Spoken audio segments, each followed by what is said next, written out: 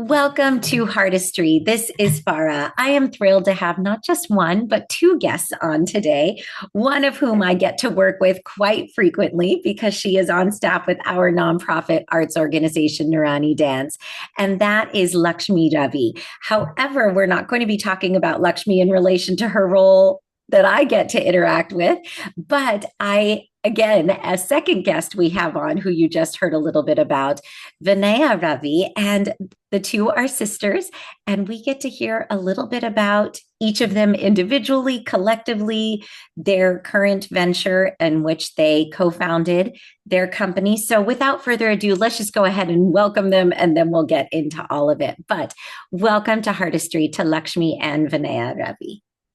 Thank you. Thank you, Farah. Well, it is a pleasure. This has been a conversation I have been, as Lakshmi knows, been bothering her to have for quite a while. So I'm so glad. Vinaya, of course, you live in India. Which part of India are you in? So I live in Bangalore, and I kind of shuttle between Bangalore and Mumbai. Got it. Okay. And Lakshmi, like me, is right here in the Bay Area. But wonderfully, both of you we're all in the same time zone right now. Right. So it just works out that we get to have this conversation, in that sort of real time setting, or as close as we can come virtual interactions. Right. Anyway, what I love to do, and it's always kind of fun because, when I speak with family members, there can be a lot of overlap in this initial question, but I'm still going to ask you to sort of go to the places you want to individually, but I really love to hear a little bit about your origin story, if you will. Where each of you grew up, and we don't need to rush to the present. We certainly know we're going to get there and talk about all things around the company. But I will let the two of you decide, because I know sibling dynamics are such that I'm certainly not going to make the decision. But one of you go ahead and start us off with a little bit of your personal history, and then we'll punt it over to the other. Okay.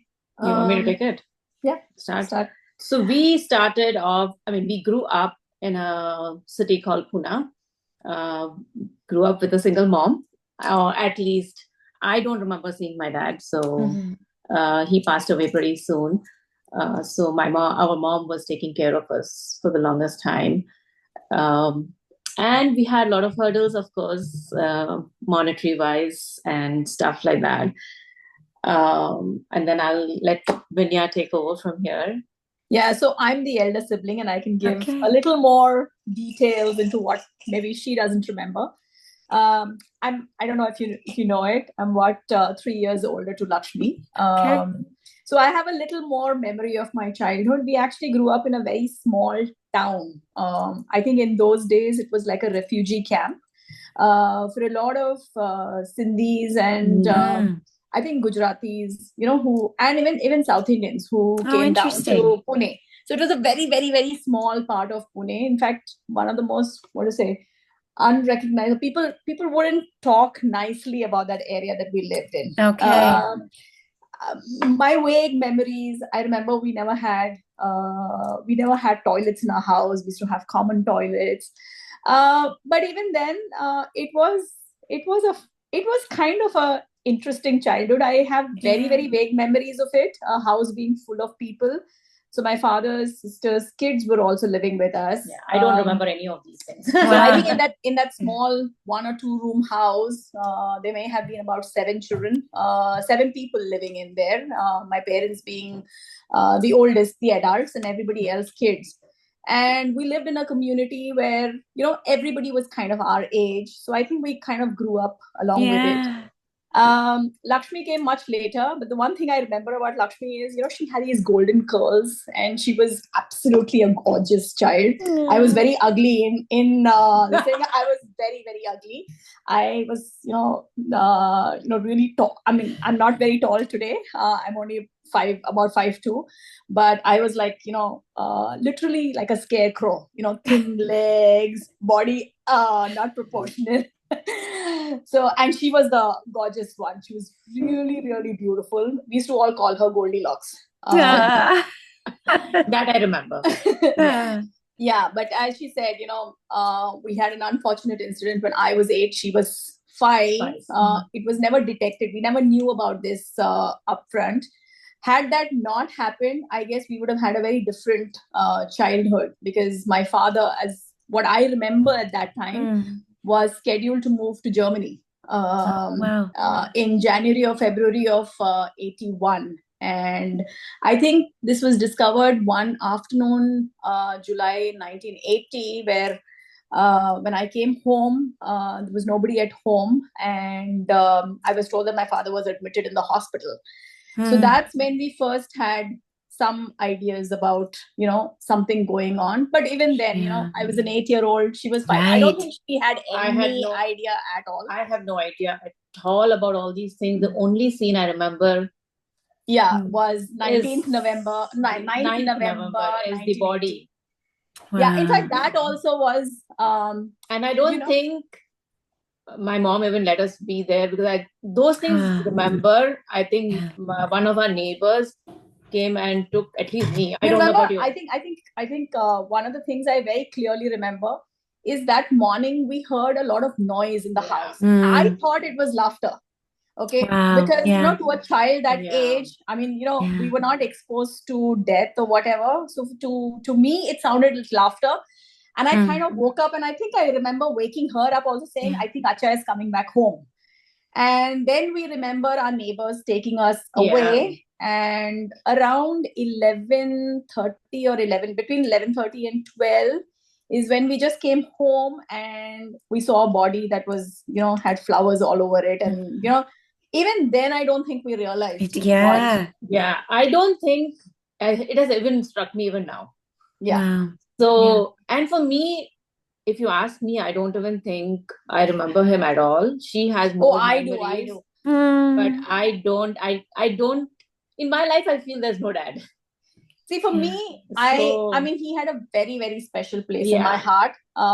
In fact, I've just started writing a blog. And, amazing. In one of those stories, I mean, I don't have too much time to dedicate to it, but one of the recipes I wrote is about onion chutney.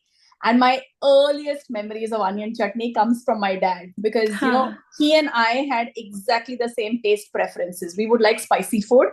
And my favorite, which was his favorite too, was idlis with an onion chutney. And I still have this vague memory of him standing, holding me on one side, and, me having an idli sandwich in one hand. So all these memories I don't have anything. And you have a third sister also, correct? No. Just the two of you. I don't know why I thought, okay. Just the two of us. Wow. And I'm so curious, even these different perspectives in that time, at what point do you recall even starting to talk about these different... I don't think we ever spoke about it, because I think at all points we were very scared about upsetting our mother. Because she was very young. She was, I think, 29. Wow. 29. She was 29 when it happened.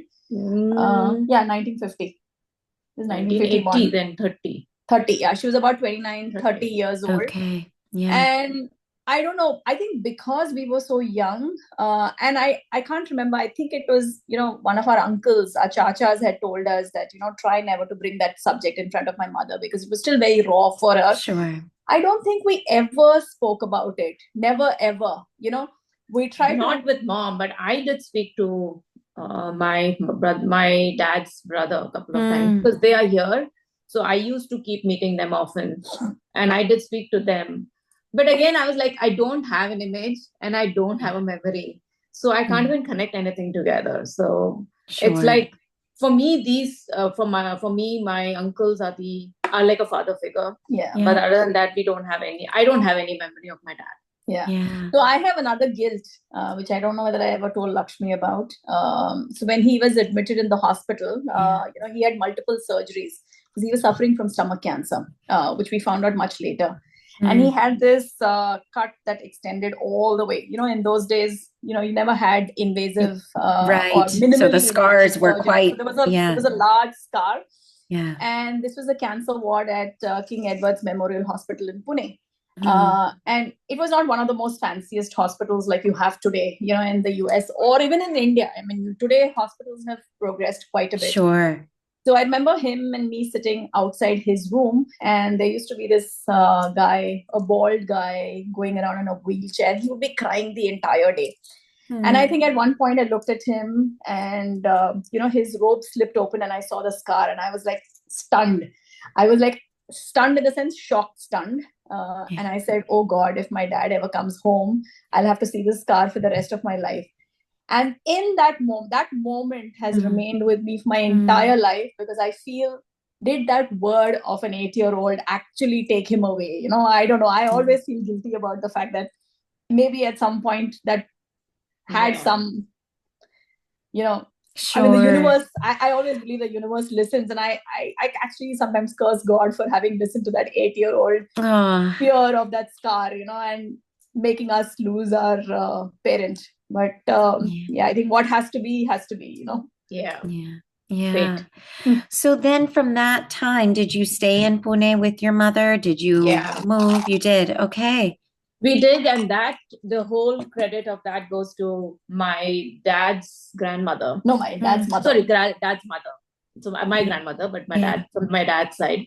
And everybody from my mom's side kept saying that, 2 girls alone is difficult. You should come back, stay in Kerala. That's where she grew up.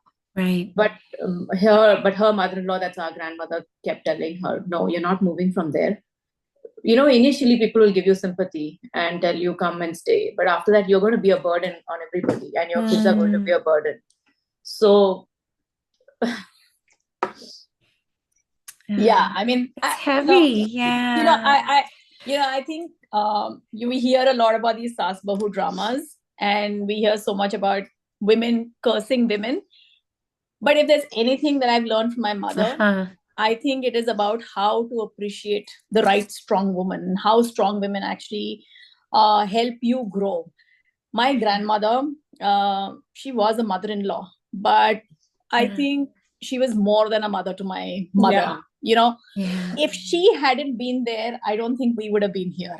I actually dread to think of what our life would have been had my father's mother not been there. And it's not just my father's mother, the entire family. See, I gave you in the beginning, I told you that introduction about, I remember that house full of children. And I remember sometimes my mom, when I grew up, I used to wonder, imagine the life of that young married woman who comes, to set her new life. And she's come with, 3 kids along with her.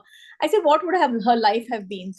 But then in retrospect, when I started thinking about it, the fact that she was there for them, in those initial years when she got married, they were stuck to her, and they were her pillars of support, I mean, I don't think growing up, Lakshmi and I ever had anything to want for. We never asked, but we always got what we wanted. And father's side, always, the father's family, so my grandmother made sure that my mother would study. She was just at 12th. Wow. Pass. The 12th pass, So she made sure that she would study. She became a double graduate. Double post-graduate. That is very important. So my mother was at 12th pass when my father passed away. She went on to do BCom, then she did MCom, and then she did MEd. So Masters in education, and then she started doing teaching.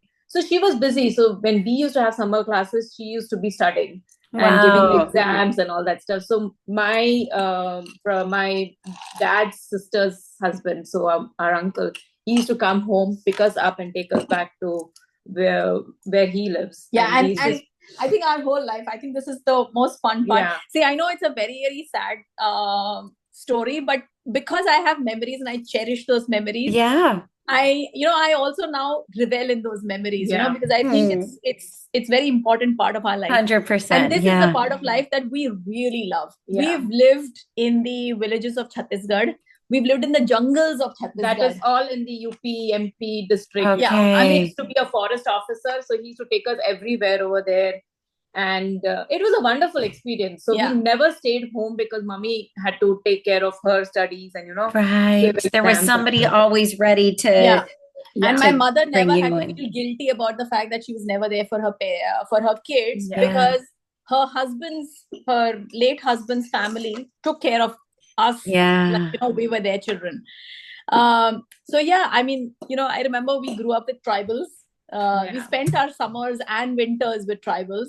Lots of sugarcane juice, Lots of sugarcane juice. lots Love of it. rasgullas, lots of sweets. So they used to literally pamper us. And my grandmother used to be there, so we used to always spend our summers over there, which is nice. And I think we learned a lot of. So let's take a quick pause here. We'll come back in and keep chatting.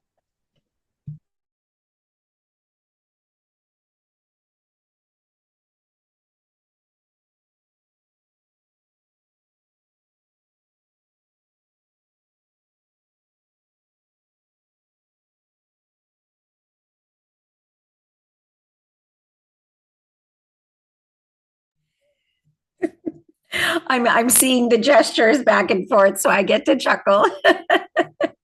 Welcome back to Heart History. This is Farah Yasmin Sheikh, and today we are speaking with Lakshmi and Vinaya. And just hearing about this childhood, and again, this is the beauty. Even I have to just say that even when I know, in this case, one of the two people I'm speaking with, we just don't take enough time to learn about each other's, again, origin stories. And I just really appreciate that both of you are sharing so openly about that, because this is who we are from birth, and all of the people, the environments, scenarios, that's what shapes us to become who we are. And that's why I really like to take this time to understand that. And you were saying, yes, you always had family that was, even your father had passed, your mother was going deeper into her studies, again, beautifully per the encouragement of her mother-in-law, which again, I think it is important to break stereotypes when we can. And so you stayed in Pune, you were living there, but you were sort of moving and enjoying other areas simultaneously. And your mother was originally from Kerala, you said. What about your father? Where was he from originally? From Kerala. He was from okay, that. So both South Indian. are from Kerala descent. My father, in fact, grew up in Andhra Pradesh. So he was more Telugu than he was, a Malayali. Okay. And so as both of you got older, did you do higher education, university? Where did you go for that? How did all of that transpire? We did. I mean, like I said, throughout that whole journey, it was hard.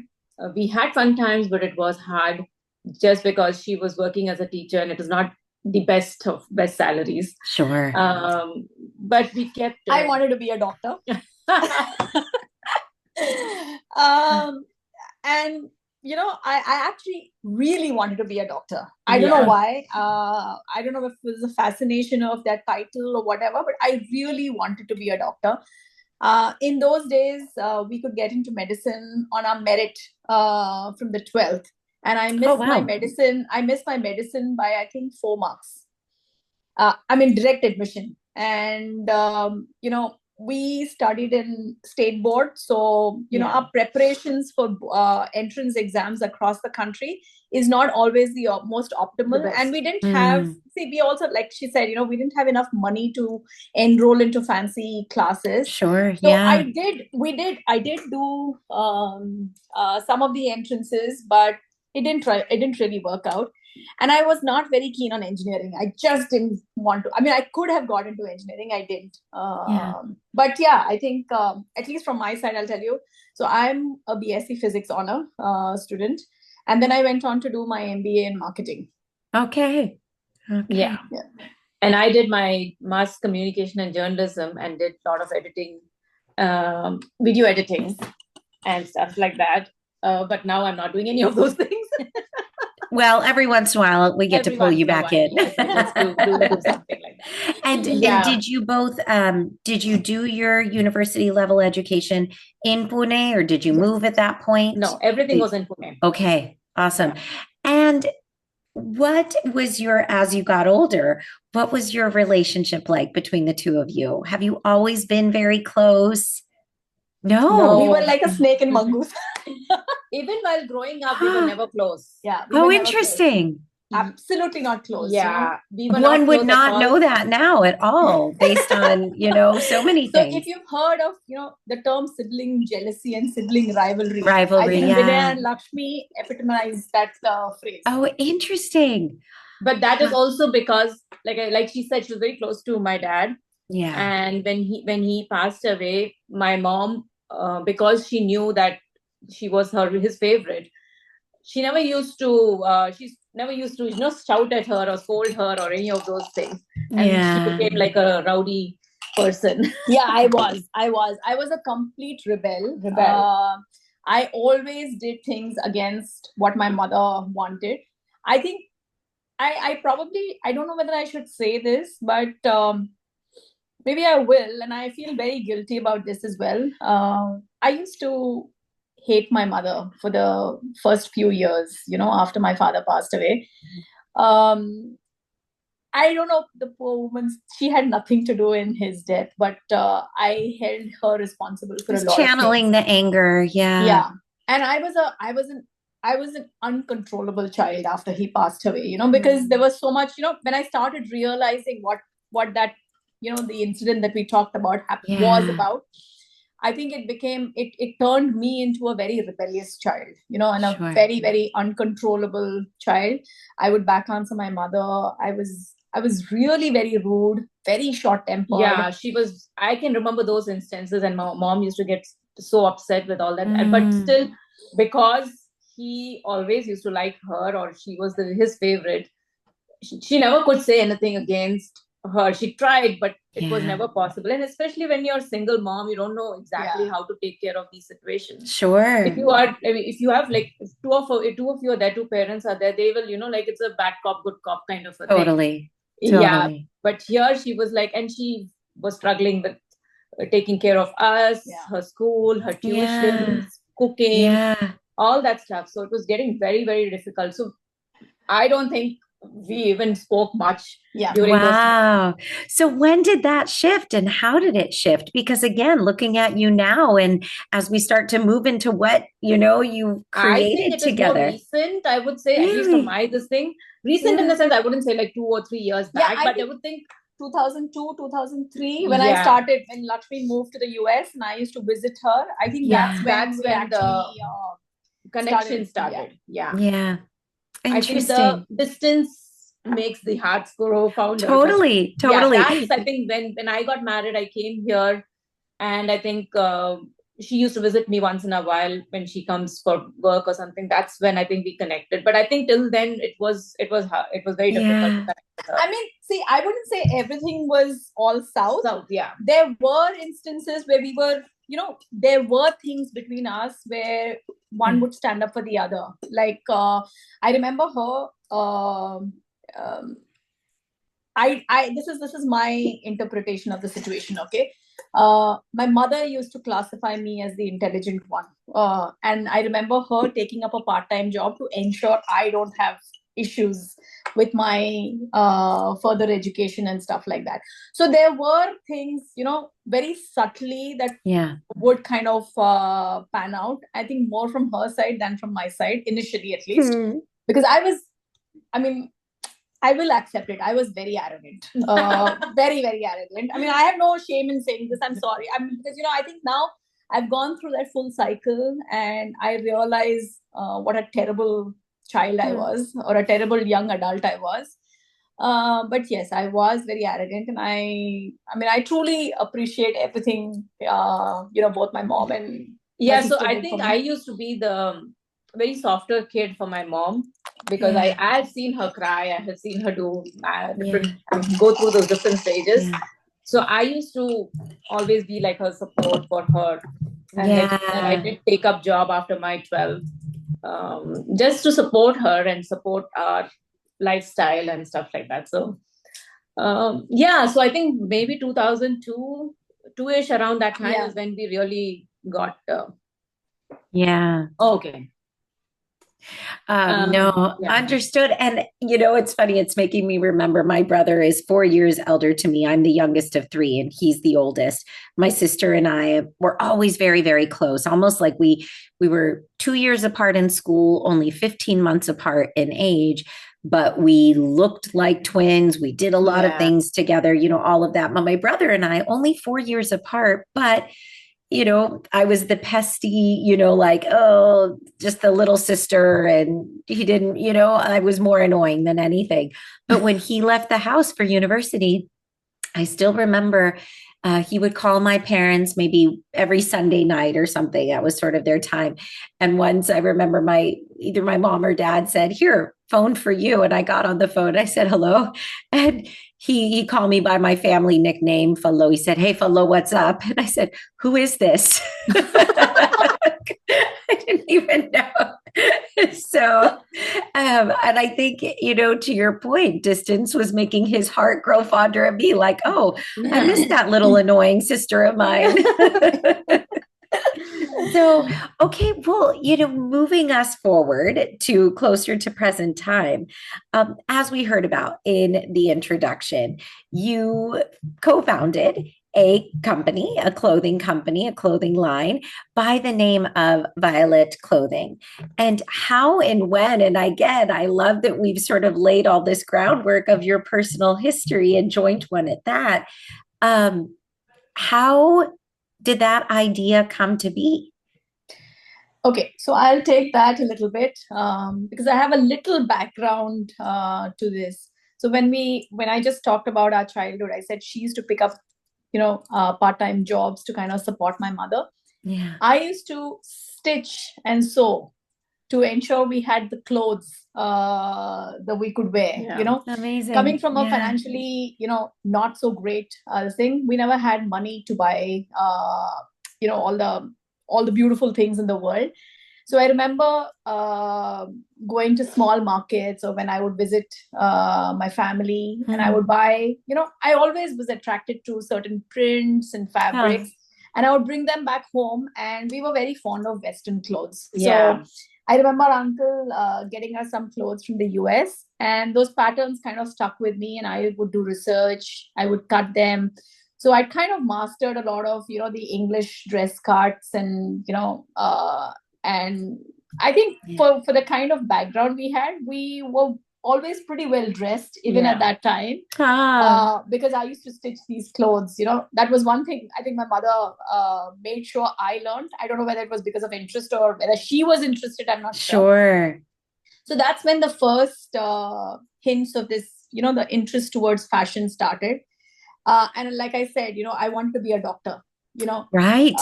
I think in my head, it was always a doctor. But my passion was always in fashion. I don't know. I should just maybe have pursued fashion instead. At that point, things would have been a lot different. But Lakshmi and I used to keep talking about a lot of things with regards to fashion. We did not live in India after, after our 20s. I was living in Thailand. She moved to the US.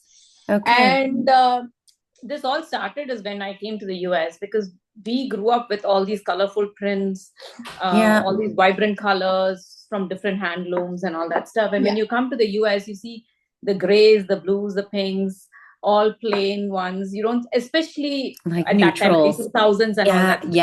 Yeah. Now I think it's so much more different. You get to see these vibrant colors and prints. So every time I used to go to India, I used to get some stuff and come back.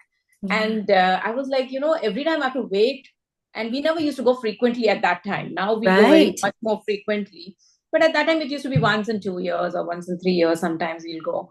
And then I would pack some tops or, dresses and come back. But then that's when we kept talking. We should do it. We should do this more. We should bring it here to the US. And it never happened. She was very busy. She, like I said, she works a lot. And for her career was very important. So it never happened at that time. 2016, we almost decided to launch something like this. But again, it was like we didn't have the background of how to do this. So it never took off. Yeah. And then 2020 happened. Yeah. And we were just sitting at home, not doing much. See, I think 2016, I'm just interrupting in between. 2016 was also because, that was when India was also kind of opening up a lot with women going out to work. Not enough. Oh, So there interesting. were two things. One was, her perspective of colors missing, which I also kind of understand and I agree, because in Thailand also you would not get all vibrant colors. The second was around 2014, 2015. I would still be wearing clothes. So I continued even after I moved back to India. I used to then try and experiment with, what we used to get as salwar suits. I would convert them into dresses. So both the top and the bottom would become two independent dresses. And sometimes even the dupatta would become another Western dress, a form-fitted dress. Yeah.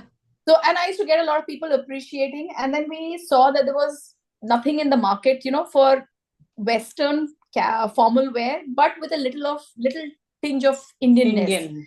I mean, the only Indian things that people would wear is, a kurta or a pant. And I wish we had done something at that point, because it would have been so much different. So that this is how the idea kept on formulating into our head, and where the thought came into picture. Let's take another quick pause here, and then we're going to keep going deeper into this.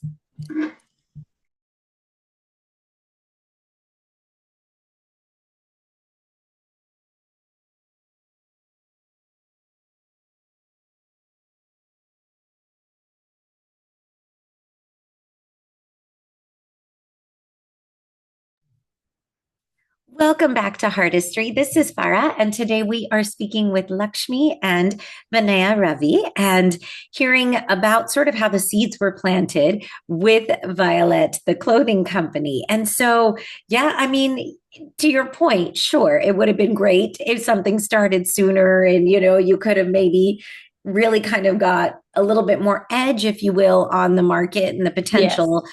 But at the same time, you weren't, like you said, there were also a number of other pieces missing, right? There's one thing, and I find this a lot with the conversations I get to have with many of my guests and entrepreneurs in general, that, we have sort of the core desire of why we endeavor into something, want to launch something, start it, but and ultimately that's our niche. That's the reason we're doing it.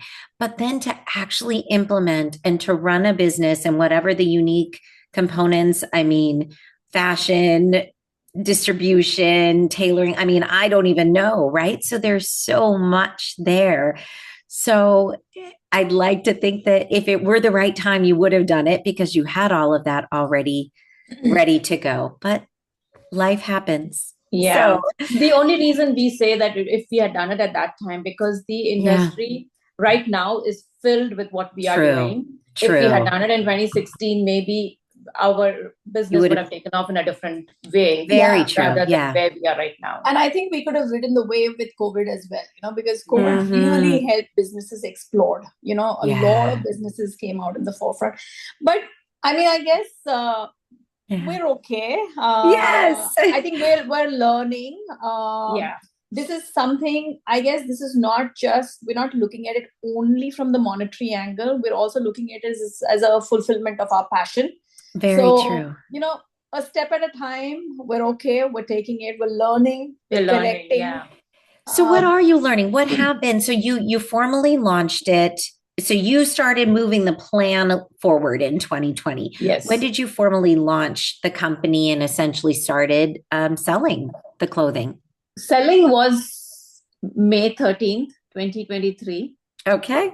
During Sunera Noor. Yes, that's right. I was like, why does that date sound familiar? Oh, yes. and just to contextualize that for our listeners, Sunera Noor, A Golden Light, was one of the productions we did for our school community through Nurani Dance.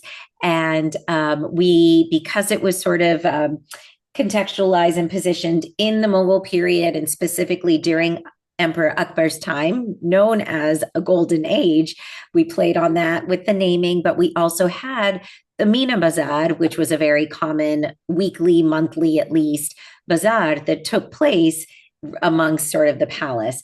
And so we invited vendors, majority, if not all, were women owned businesses, Yes. and wonderfully so. And I always forget that that was your first sort of in person Launch. sales. And oh my God, you were running out of stuff. It was going so well. Yes. Yes. Yeah. Yes. No, that day was really good. And I was not even there. You're right. Because I was backstage. You were dancing. Yes. And I was like messaging her son and his girlfriend were taking care of our booth.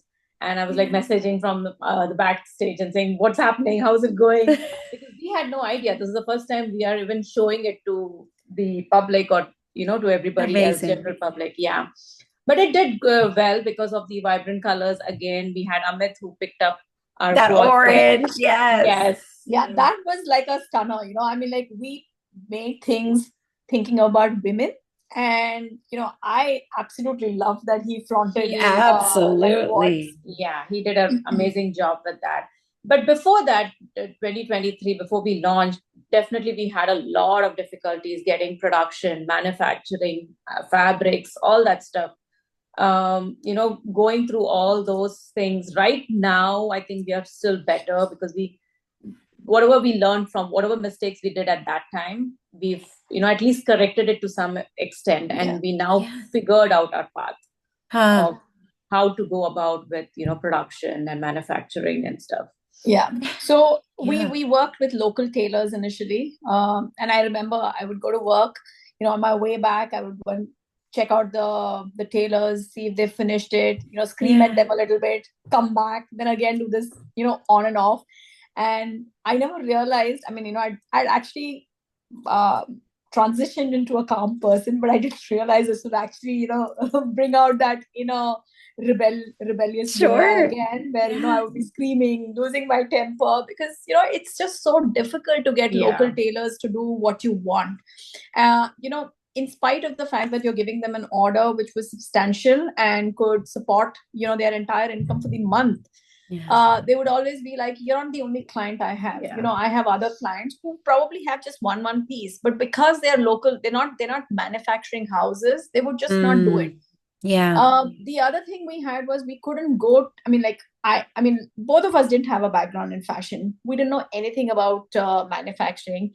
Because I was kind of a seamstress, I kind of thought, we could go this direction. But obviously this was not the right way.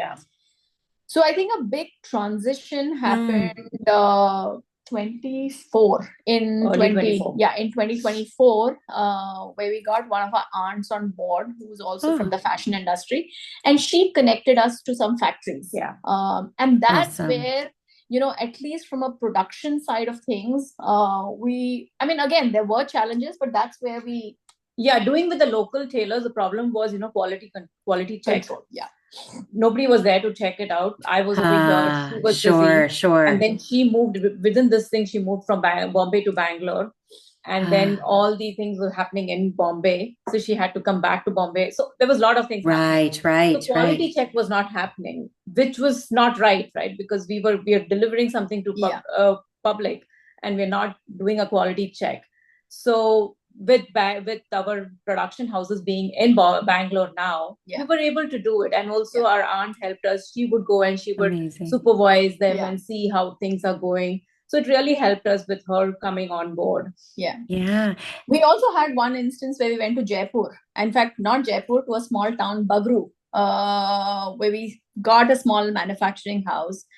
But, for everything that people hear out there, saying Jaipur is a center, you can get really cheap.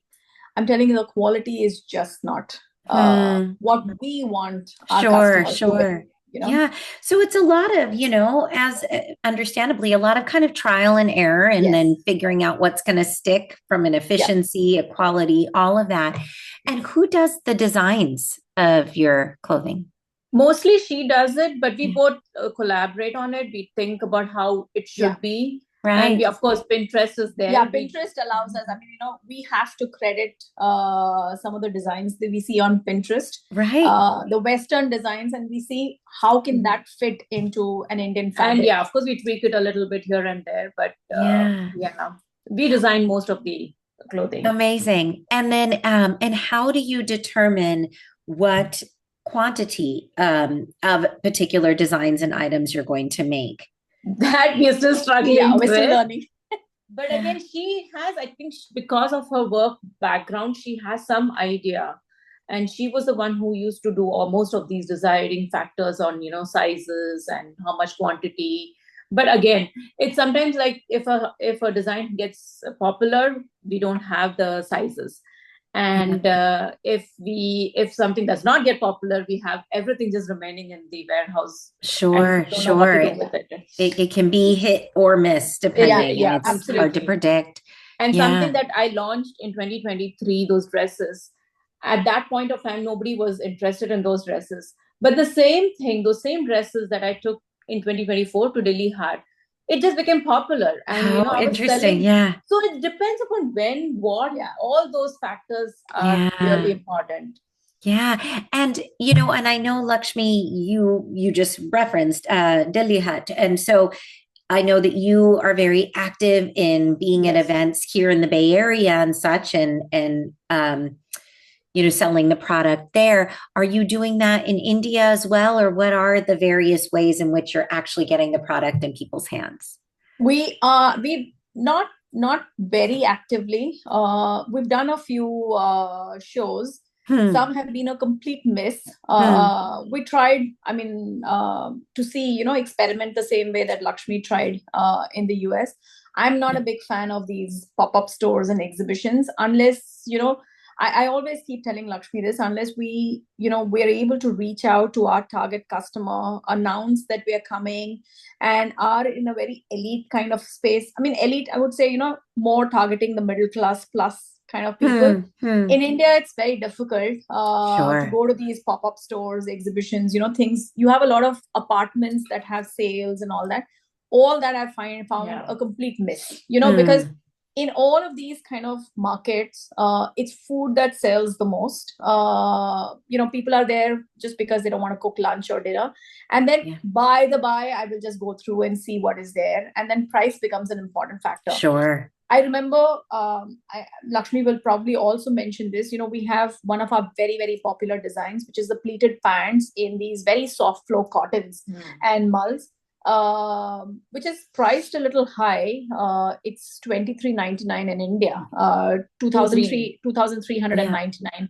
And I remember one incident of, it was hanging and one couple, they were slightly older couple, came and said, I love that design. I want to see this. I want to buy this for my wife. And I said, yeah, this is $23.99. This is, you can get this at Star Bazaar for $7.99. And I was like, okay, I do understand. But, I didn't want to go into explaining why a $7.99 versus a $23.99, Yeah. I don't want to, obviously we don't want to tell customers, that let's turn it around. Let's flip the seams and see the difference between the two. Sure. Because all of these things make a difference. Absolutely. And I think also what people don't understand is the MOQs. Like people bring from drop shipping items or buy from stores. They are building those in quantities and huge quantities, and then your pricing are going to be small. Right. We build only in particular smaller sizes, or not sizes, smaller quantities. So it's not possible. And people think cotton, it's very cheap. Why should cotton be so expensive? But cotton is expensive. Your hand block obviously is more expensive than traditionally printed, machine printed fabric, because that you can print tons and tons of it very easily. Another thing is, it's like, you kind of doing a comparison here, going to a Costco and buying something similar to what you might find at, one of the premium places, boutiques, there is going to be a difference. But, we're not even taking the credit for the price at, our marketing cost or whatever. We're actually doing it at what we are incurring in terms of costs, Exactly. The fabric itself is expensive. We ensure that every fabric is lined. The pleated pants, because they are little flowy, we don't do thing. But wherever required, we have lining for every one of our So you're not skimping, you're not cutting corners. Yes. So they last longer and they stay, and this is from experience that we've learned. I've had a lot of debates with her where she says, I don't think we should have lining. And I say, no, we should have lining, because it will let the material stay longer. And I mean, from my own experience, I've seen there are times I get bored of the design. I'm so bored of wearing it, but the dress It's has still great quality. It still looks great. Yeah. No, and I think, this is such an important thing. I think, we are living in a world where we are seeing more, people able to start businesses, whether it's clothing, jewelry, skin health, beauty products, candles, all of these things.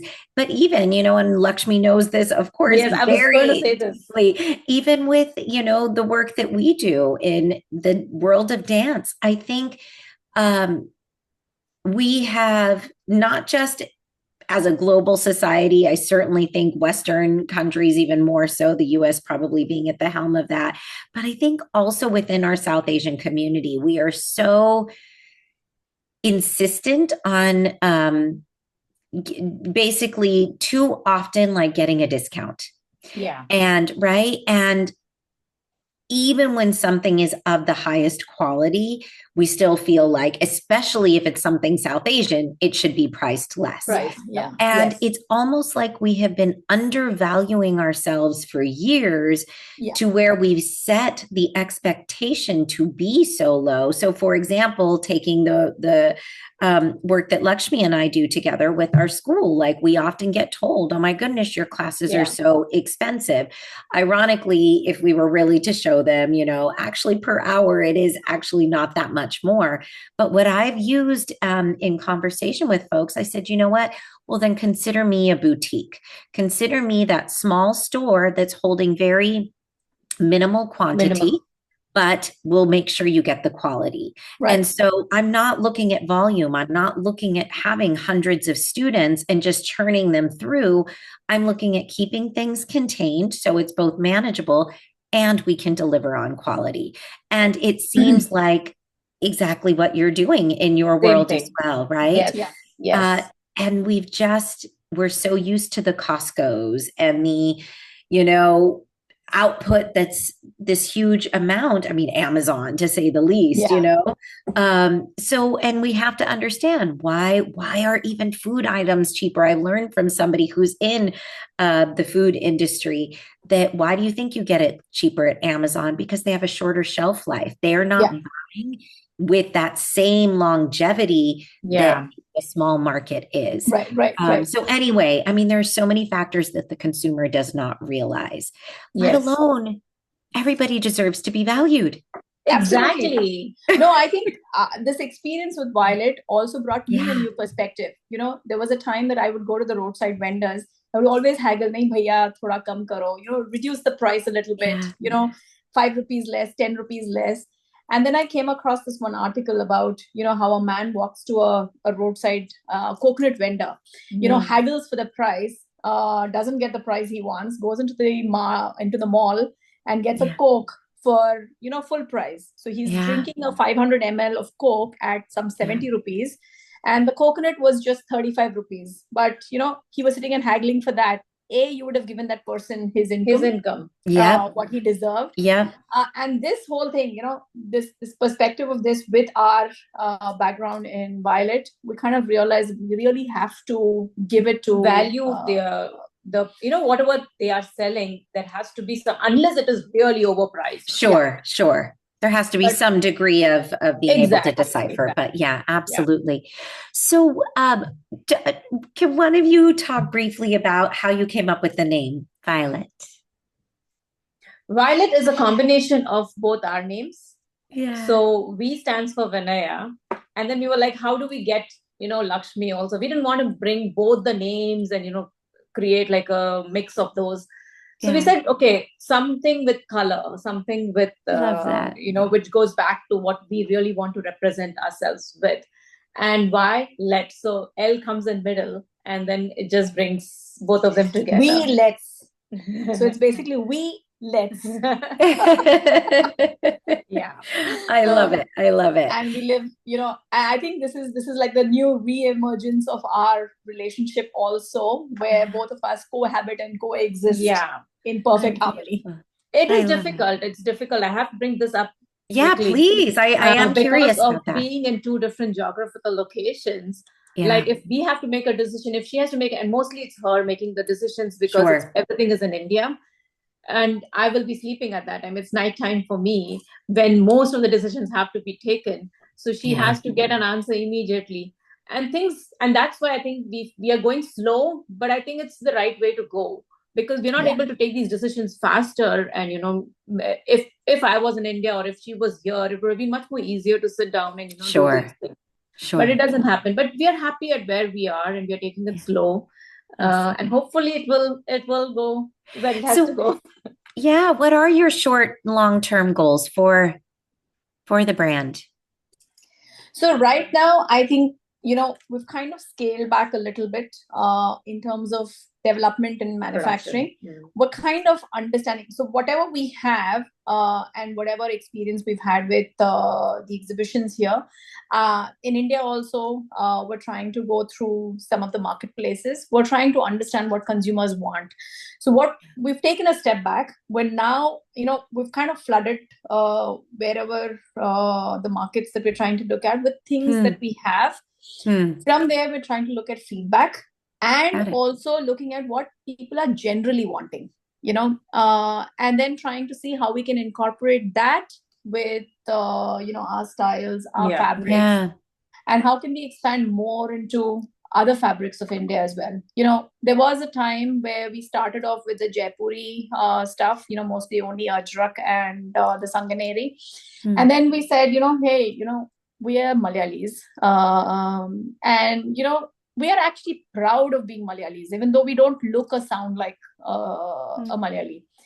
I said, why don't we bring our our heritage to life, our handlooms to life.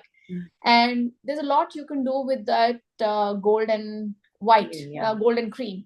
So we created some dresses. I think, at least I think they're quite smart. I've got feedback from the Indian market as well that they can be worn festive, or they can be worn for, events or certain in offices as well. We converted them into blazers. There was one that we kind of mix matched with the Jaipuri print to give it a little more fusion. So we're kind of scaling back, trying to see what customers want now, and maybe our next